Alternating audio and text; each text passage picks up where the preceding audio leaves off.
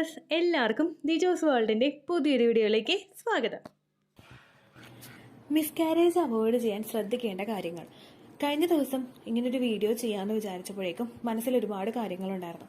കാരണം ഒരുപാട് പേരോട് പറയുന്നുണ്ട് ഹെൽത്തി ആയിട്ടുള്ള ഭക്ഷണം കഴിക്കാമെന്ന് ഒരുപാട് പേരോട് പറയുന്നുണ്ട്. അപ്പോൾ എല്ലാവരും ചോദിക്കുന്നുണ്ട് ഈ ഹെൽത്തി ആയിട്ടുള്ള ഭക്ഷണങ്ങൾ കഴിക്കാമെന്ന് പറയുമ്പോൾ എന്തൊക്കെയാണ് കഴിക്കേണ്ടതെന്ന് മനസ്സിലാവുന്നില്ല ചേച്ചി എന്ന് പറയുന്ന ഒരുപാട് പേരുണ്ട്. അങ്ങനെ അവരൊക്കെ പറയാനായിട്ടുള്ള കാര്യം എന്ന് പറയുന്നത് ചിലപ്പോൾ പലർക്കും ഒരു ഫ്രണ്ട്ലി ആയിട്ട് സംസാരിക്കാൻ കഴിയുന്ന ഒരാൾ അല്ലെങ്കിൽ അവർക്ക് കൂടുതൽ ഫ്രീ ആയിട്ട് സംസാരിക്കാൻ കഴിയുന്നത് കൊണ്ടാണ് അവരിങ്ങനെയുള്ള ഓരോ സംശയങ്ങളും ചോദിക്കുന്നത്. അപ്പോൾ എന്തുകൊണ്ട് അതൊരു വീഡിയോ ആക്കി ഇട്ടുകൂടാന്ന് വിചാരിച്ചു. അങ്ങനെയാണ് ഈ വീഡിയോ പ്രിപ്പയർ ചെയ്തത് കേട്ടോ.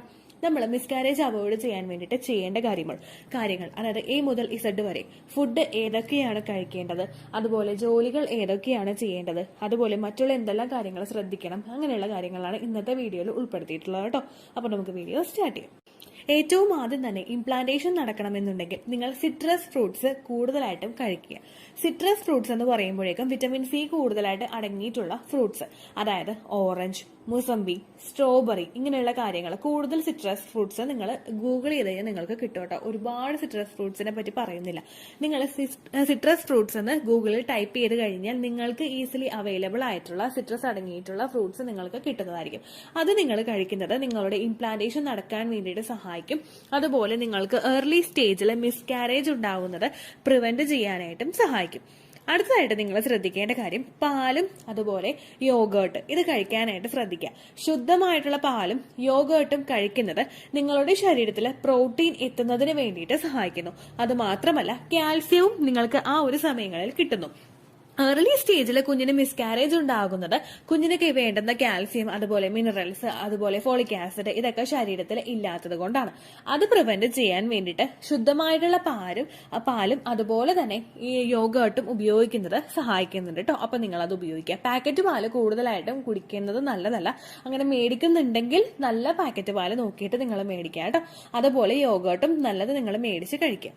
പിന്നെ നിങ്ങൾ കഴിക്കേണ്ടത് ബനാനയാണ്.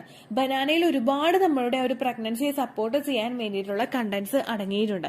ഇത് നിങ്ങൾ എടുക്കുന്നത് ഒരു ദിവസം ഒരു വാഴപ്പഴമെങ്കിലും നിങ്ങൾ കഴിക്കുന്നത് നിങ്ങളുടെ ഫെർട്ടിലിറ്റി ചാൻസിനെ ഇൻക്രീസ് ചെയ്യാൻ വേണ്ടിയിട്ട് സഹായിക്കുന്നു.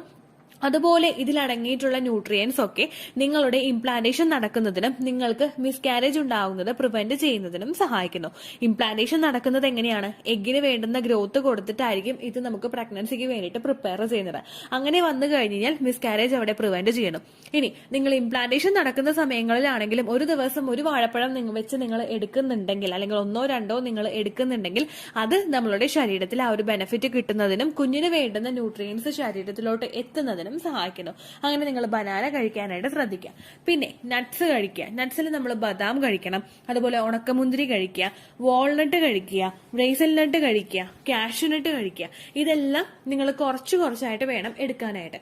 കാരണം ഇതിലൊക്കെ ഫൈബർ അടങ്ങിയിട്ടുള്ളത് കൊണ്ട് കൂടുതലായിട്ട് എടുത്തു കഴിഞ്ഞാൽ നമുക്ക് ലൂസ് മോഷൻ ഉണ്ടാകാനായിട്ടുള്ള സാധ്യതകൾ ഉണ്ടാകും. അതുകൊണ്ട് കുറച്ച് മാത്രം ഇത് ഉപയോഗിക്കുക.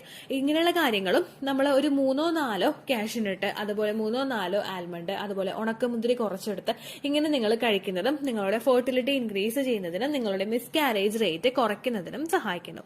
അടുത്തതായിട്ട് നിങ്ങൾ ശ്രദ്ധിക്കേണ്ടത് ഫോളിക് ആസിഡ് കണ്ടന്റ് അടങ്ങിയിട്ടുള്ള ഭക്ഷണങ്ങൾ കൂടുതലായിട്ട് കഴിക്കുക. ചീര കഴിക്കുക, അതുപോലെ സ്ട്രോബെറി കഴിക്കുക, അതുപോലെ മറ്റുള്ള സിട്രസ് ഫ്രൂട്ട്സിലൊക്കെ ഫോളിക് ആസിഡിന്റെ കണ്ടന്റ് അടങ്ങിയിട്ടുണ്ട്.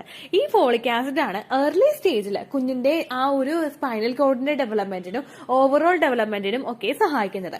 നമ്മളുടെ ശരീരത്തിലെ മിസ്കാരേജ് റേറ്റ് കുറയ്ക്കുന്നതിന് ഒരു പരിധി വരെ കുറയ്ക്കുന്നതിന് ഫോളിക് ആസിഡിന്റെ കണ്ടന്റ് അടങ്ങിയിട്ടുള്ള ഭക്ഷണങ്ങൾ കഴിക്കുന്നതും ഫോളിക് ആസിഡ് ശരീരത്തിലോട്ട് എത്തിക്കുന്നതും നിങ്ങളെ സഹായിക്കുന്നു. ഫോളിക് ആസിഡ് സപ്ലിമെന്റ്സിന്റെ രൂപത്തിൽ എടുക്കുന്നതും അതുപോലെ ഫോളിക് ആസിഡ് അടങ്ങിയിട്ടുള്ള ഭക്ഷണങ്ങൾ കഴിക്കുന്നതും നിങ്ങളുടെ മിസ്കാരേജ് ഉണ്ടാകാനായിട്ടുള്ള സാധ്യതയെ കുറയ്ക്കുന്നു. അതുപോലെ കാൽസ്യം റിച്ച് ആയിട്ടുള്ള ഭക്ഷണങ്ങളും കഴിക്കുക. പിന്നെ ഏത് ഭക്ഷണം നിങ്ങൾ കഴിച്ചാലും അത് നല്ലതുപോലെ കുക്ക് ചെയ്തിട്ടാണ് നിങ്ങൾ കഴിക്കുന്നത് എന്നുള്ള കാര്യം ഉറപ്പുവരുത്തുക. നല്ലതുപോലെ കുക്ക്ഡ് അല്ലാത്ത ഭക്ഷണങ്ങൾ കഴിക്കുന്നത്, ഇപ്പോൾ സീ ഫുഡ്സ് ആണെങ്കിലും നല്ലതുപോലെ കുക്ക് ചെയ്തിട്ടല്ല നിങ്ങൾ കഴിക്കുന്നതെങ്കിൽ, ഇപ്പോൾ കക്കയിറച്ചി, ചെമ്മീൻ അങ്ങനെയുള്ള കാര്യങ്ങളൊക്കെ നല്ലപോലെ കുക്ക് ചെയ്യുന്നില്ല, അല്ലെങ്കിൽ നിങ്ങൾ പാല് തിളപ്പിച്ചിട്ട് ഉപയോഗിക്കുന്നില്ല, അല്ലെങ്കിൽ മുട്ട നല്ലതുപോലെ ബോയിൽ ചെയ്തിട്ട് ഉപയോഗിക്കുന്നില്ല, എങ്ങനെയെങ്കിൽ അതിൽ ബാക്ടീരിയാസ് ഫോം ചെയ്യുന്നു.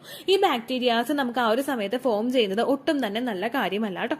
അപ്പൊ ആ കാര്യങ്ങൾ നിങ്ങൾ പ്രത്യേകം ശ്രദ്ധിക്കുക. പിന്നെ പഴങ്ങൾ കഴിക്കുമ്പോൾ നിങ്ങൾ ശ്രദ്ധിക്കേണ്ട കാര്യം പച്ചപ്പഴങ്ങൾ കഴിക്കാതിരിക്കുക. പ്രത്യേകം നിങ്ങൾ ശ്രദ്ധിക്കുക. അതായത് ഇപ്പൊ പൈനാപ്പിള്, പപ്പായ ഇങ്ങനെയുള്ള കാര്യങ്ങളൊന്നും നിങ്ങൾ കഴിക്കാനായിട്ട് പാടില്ല. അതുപോലെ നിങ്ങൾ നല്ലതുപോലെ പഴുത്തിട്ടുള്ള പഴങ്ങൾ മാത്രം നിങ്ങൾ കഴിക്കുക കേട്ടോ. ഇക്കാര്യവും പ്രത്യേകം ശ്രദ്ധിക്കണം. പിന്നെ ഓൾറെഡി പറയുന്നത് പോലെ ജങ്ക് ഫുഡ്സും ഫാസ്റ്റ് ഫുഡ്സും ഒക്കെ കംപ്ലീറ്റ് ആയിട്ട് അവോയ്ഡ് ചെയ്യണം. ഇനി ജോലികൾ ചെയ്യുന്ന സമയത്ത് നമ്മൾ എന്തെല്ലാം കാര്യങ്ങൾ ശ്രദ്ധിക്കണമെന്ന് നമുക്ക് നോക്കാം. ഏറ്റവും കൂടുതൽ നമ്മൾ ഈ സമയത്ത് ബോഡിക്ക് റെസ്റ്റ് ആണ് കൊടുക്കേണ്ടത്. ഒരിക്കലും നമ്മൾ നമ്മുടെ ബോഡിയെ ടയേർഡ് ചെയ്യിപ്പിക്കുന്ന രീതിക്ക് ജോലികൾ ചെയ്യരുത്.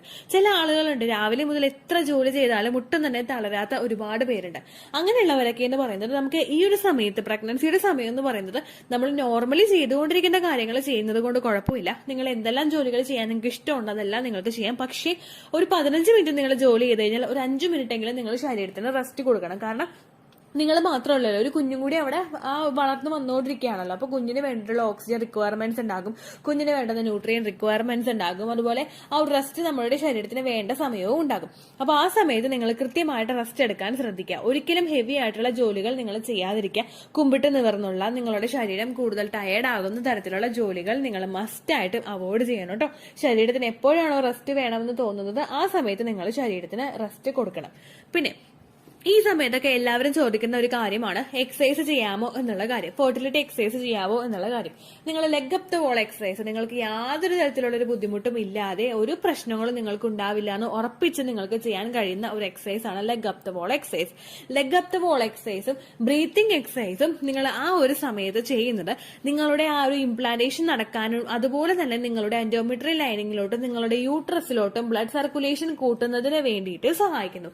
ഈ എക്സസൈസുകൾ നിങ്ങൾ ആ സമയത്ത് ചെയ്യുന്നത് ആ കുഞ്ഞിന് വേണ്ടുന്ന രക്തയോട്ടം കൃത്യമായിട്ട് എത്തി കുഞ്ഞിന് വളരാൻ വേണ്ടിയിട്ട് ആ ഒരു ബ്ലഡ് സർക്കുലേഷൻ കുഞ്ഞിലോട്ടുള്ള ബ്ലഡ് സർക്കുലേഷൻ കൂട്ടുന്നതിന് വേണ്ടിയിട്ടും സഹായിക്കുന്നു. അപ്പോൾ ഈ സമയത്ത് നിങ്ങൾ ഒട്ടും തന്നെ എക്സസൈസ് ചെയ്യാതെ ഒന്നും ഇരിക്കേണ്ട ആവശ്യമില്ല. മൈൽഡ് ആയിട്ട് വാക്കിംഗ് ചെയ്യുന്നത്, leg up the wall exercise ചെയ്യുന്നത്, ബ്രീത്തിങ് എക്സസൈസ് ചെയ്യുന്നത്, മെഡിറ്റേഷൻ ചെയ്യുന്നതൊക്കെ എന്തുകൊണ്ടും നല്ലതായിട്ടുള്ള കാര്യമാണ് കേട്ടോ. അടുത്തതായിട്ട് നിങ്ങൾ ശ്രദ്ധിക്കേണ്ട കാര്യം സ്ട്രെസ് റിഡ്യൂസ് ചെയ്യുക.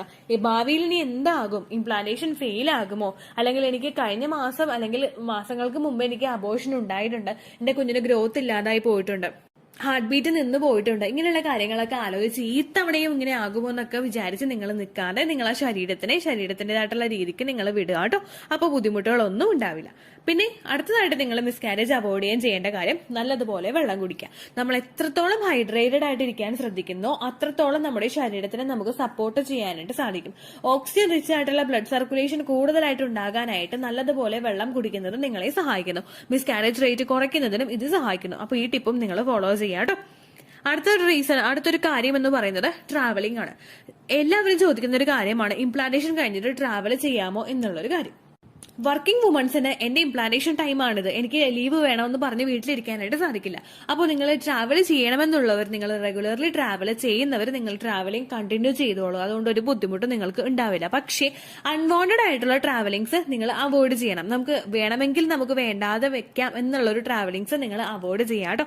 അതുപോലെ തന്നെ റെഗുലർ ആയിട്ട് ട്രാവൽ ചെയ്യുന്നവരാണെങ്കിലും നിങ്ങൾ പ്രഗ്നൻസി നോക്കുന്നുണ്ടെങ്കിൽ ഒരു ഓട്ടോയിൽ കയറുമ്പോഴേക്കും നിങ്ങൾ ഓവുലേഷൻ കഴിഞ്ഞിട്ടുള്ള സമയമാണെങ്കിൽ ഡ്രൈവറോട് ഒന്ന് പറയുക, ചേട്ടാ സ്ലോയിൽ പോവുക, ഞാനിങ്ങനെ നോക്കുന്നുണ്ട്, അല്ലെങ്കിൽ ഞാൻ പ്രഗ്നന്റ് ആണ് എന്ന് പറയുക. അപ്പോഴേക്കും ആ ഒരു സ്ലോവിൽ തന്നെ ആ പുള്ളി ഓടിച്ചു പോയിക്കോളും. അതുപോലെ തന്നെ പ്രഗ്നൻസിയെ നമുക്ക് പിടിച്ചു കിട്ടാൻ വേണ്ടിയിട്ട് അത് സഹായിക്കും. കാരണം നമ്മുടെ റോഡിന്റെ അവസ്ഥ നമുക്ക് അറിയാം. അപ്പൊ നമുക്ക് പലരുടെയും ശരീര രീതി ഡിഫറെന്റ് ടൈപ്പാണ്. ചിലവർക്ക് പെട്ടെന്ന് തന്നെ ഇങ്ങനെ ഒരുപാട് യാത്ര ചെയ്ത് വരുമ്പോഴേക്കും പീരിയഡ്സ് ആകുന്ന ഒരുപാട് പേരുണ്ട്. ചിലപ്പോൾ ചിലവർക്ക് എന്ന് പറയുന്നത് യാത്ര ചെയ്യുന്നതോ പീരിയഡ്സോ ആയിട്ട് ഒരു ബന്ധവും ഉണ്ടാവില്ല. അപ്പൊ നമ്മൾ നമ്മുടെ ശരീരത്തിന് ജസ്റ്റ് ഒരു കെയർ കൊടുക്കുന്നത് നല്ലതാണ്. ട്രാവൽ ചെയ്യുന്ന സമയത്ത് നമ്മളത് ശ്രദ്ധിക്കുക കേട്ടോ. അവോയ്ഡ് ചെയ്യണമെന്നുണ്ടെങ്കിൽ നിങ്ങളത് അവോയ്ഡ് ചെയ്യുക. അപ്പോൾ ഇത്രയും കാര്യങ്ങൾ ശ്രദ്ധിച്ചു കഴിഞ്ഞാൽ നിങ്ങൾക്ക് മിസ്കാരേജ് ഉണ്ടാകാനായിട്ടുള്ള ഒരു സാധ്യതയെ കുറയ്ക്കാനായിട്ട് സാധിക്കും. ഇത്രയും കാര്യങ്ങൾ മസ്റ്റ് ആയിട്ട് നിങ്ങൾ ഫോളോ ചെയ്യാം കേട്ടോ. ഇത്രയേ ഉള്ളൂ വീഡിയോ. യൂസ്ഫുൾ ആയി കാണുമെന്ന് വിശ്വസിക്കുന്നു. യൂസ്ഫുൾ ആവുന്നുണ്ടെങ്കിൽ ലൈക്ക് ചെയ്യുക, ഫ്രണ്ട്സിനൊക്കെ ഷെയർ ചെയ്ത് കൊടുക്കുക കേട്ടോ. എന്തെങ്കിലും സംശയം ഉണ്ടെങ്കിൽ നിങ്ങൾ കമന്റ്സിൽ ചോദിക്കുക. പണ്ടത്തെ വീഡിയോയ്ക്ക് കമന്റ്സ് ഇടുന്നവർക്ക് റിപ്ലൈ ലഭിക്കുന്നില്ലെങ്കിൽ ലേറ്റസ്റ്റ് ആയിട്ട് ഞാൻ ഏത് വീഡിയോ ആണ് അപ്ലോഡ് ചെയ്യുന്നത് അതിന് താഴെ കമന്റ് ഒന്ന് കോപ്പി പേസ്റ്റ് ചെയ്യാനായിട്ട് ശ്രദ്ധിക്കുക കേട്ടോ. അതുപോലെ ഓവുലേഷൻ ഡേറ്റ് കാൽക്കുലേറ്റ് ചെയ്ത് തരാനായിട്ട് റിക്വസ്റ്റ് ചെയ്യുന്ന ആളുകൾ എത്രയാണോ സൈക്കിൾ ലെങ്ത് അത് മെൻഷൻ ചെയ്യാനായിട്ട് ശ്രദ്ധിക്കുക. സൈക്കിൾ ലെങ്ത് എന്നതുകൊണ്ട് ഉദ്ദേശിച്ചത് ഓരോ മാസവും എത്ര ദിവസം കൂടുമ്പോഴാണോ ബ്ലീഡിങ് വരുന്നത് അതാണ് സൈക്കിൾ ലെങ്ത്. കഴിഞ്ഞ മാസം ഒരു 8-ാം തീയതിയാണ് ബ്ലീഡിങ് ആയതെങ്കിൽ ഈ മാസം 6-ാം തീയതിയാണ് ബ്ലീഡിങ് ആയതെങ്കിൽ കഴിഞ്ഞ മാസം 8-ാം തീയതി മുതൽ ഈ മാസം 6-ാം തീയതി വരെ എത്ര ദിവസമുണ്ടോ അത് കാലണ്ടറിൽ എണ്ണി തിട്ടപ്പെടുന്നതാണ് നിങ്ങളുടെ സൈക്കിൾ ലെങ്ത്. സൈക്കിൾ ലെങ്ത് നമ്മൾ കൃത്യമായിട്ട് കാൽക്കുലേറ്റ് ചെയ്യുകയാണെങ്കിൽ ഓവുലേഷൻ ഡേറ്റ് എളുപ്പത്തിൽ കണ്ടുപിടിക്കാൻ വേണ്ടിയിട്ട് ഒരുപാട് ആപ്ലിക്കേഷൻസും ഒരുപാട് ഓൺലൈൻ ആയിട്ടുള്ള വെബ്സൈറ്റുകളും ഇന്ന് നമുക്ക് അവൈലബിൾ ആണ്. പ്ലേ സ്റ്റോറിൽ പോയിട്ട് ഓൺലൈൻ ഓവുലേഷൻ ട്രാക്കർ എന്ന് ടൈപ്പ് ചെയ്ത് കഴിഞ്ഞാൽ നിങ്ങൾക്ക് അതുമായിട്ട് ബന്ധപ്പെട്ടിട്ടുള്ള ആപ്ലിക്കേഷൻസ് കിട്ടും. അത് പറ്റുന്നില്ല എങ്കിൽ ഗൂഗിളിൽ പോയിട്ട് ഓൺലൈൻ ഓവുലേഷൻ കാൽക്കുലേറ്റർ എന്ന് ടൈപ്പ് ചെയ്ത് കഴിഞ്ഞാൽ അതുമായിട്ട് ബന്ധപ്പെട്ടിട്ടുള്ള വെബ്സൈറ്റുകൾ നിങ്ങൾക്ക് കിട്ടും. അതിൽ നിങ്ങളുടെ ലാസ്റ്റ് മന്തിലെ മെൻസ്ട്രേഷൻ്റെ ഡേറ്റും ഒപ്പം ഞാൻ ഈ പറഞ്ഞ രീതിക്ക് നിങ്ങൾ കാൽക്കുലേറ്റ് ചെയ്യുന്ന സൈക്കിൾ ലെങ്ത്തും എൻ്റർ ചെയ്ത് കൊടുക്കുകയാണെങ്കിൽ നിങ്ങൾക്ക് കൃത്യമായിട്ട് ഓവുലേഷൻ ഡേറ്റ് കണ്ടുപിടിക്കാനായിട്ട് സാധിക്കും. ഫെർട്ടൈൽ ടൈം പീരീഡും നിങ്ങൾക്ക് കിട്ടും. അതായത് എത്ര ദിവസം മുതൽ കോൺടാക്ട് ചെയ്ത് തുടങ്ങിക്കഴിഞ്ഞാൽ നിങ്ങൾ പ്രഗ്നൻ്റ് ആകും എന്നുള്ളൊരു ഡേറ്റും നിങ്ങൾക്ക് പ്രോപ്പറായിട്ട് കിട്ടും കേട്ടോ. ഇത് കാൽക്കുലേറ്റ് ചെയ്യുന്ന സമയത്ത് സൈക്കിൾ ലെങ്ത് കാൽക്കുലേറ്റ് ചെയ്യുന്ന സമയത്ത് നിങ്ങളുടെ ആ ഒരു കലണ്ടറിൽ നോക്കി തന്നെ നിങ്ങൾ കാൽക്കുലേറ്റ് ചെയ്യുക. പല മാസങ്ങളിലും 30-31 ദിവസമുണ്ട്, അതുകൊണ്ടാണ് അങ്ങനെ പറഞ്ഞത്. ഒപ്പം നിങ്ങൾക്ക് ബ്ലീഡിങ് തുടങ്ങിയ ദിവസത്തിന് വേണം നിങ്ങൾ ഡേ 1 ആയിട്ട് എടുക്കാൻ വേണ്ടിയിട്ട്. സ്പോട്ടിങ് തുടങ്ങിയ ദിവസത്തിനെ, അതായത് ചെറുതായിട്ട് ഡിസ്ചാർജ് പോയി തുടങ്ങിയ ദിവസത്തിനെ നിങ്ങൾ കൺസിഡർ ചെയ്യേണ്ട ആവശ്യം ഇല്ല കേട്ടോ. അപ്പോൾ ഇത്രയേ ഉള്ളൂ വീഡിയോ. അടുത്തൊരു വീഡിയോ ആയിട്ട് നമുക്ക് വീണ്ടും കാണാം. ബൈ.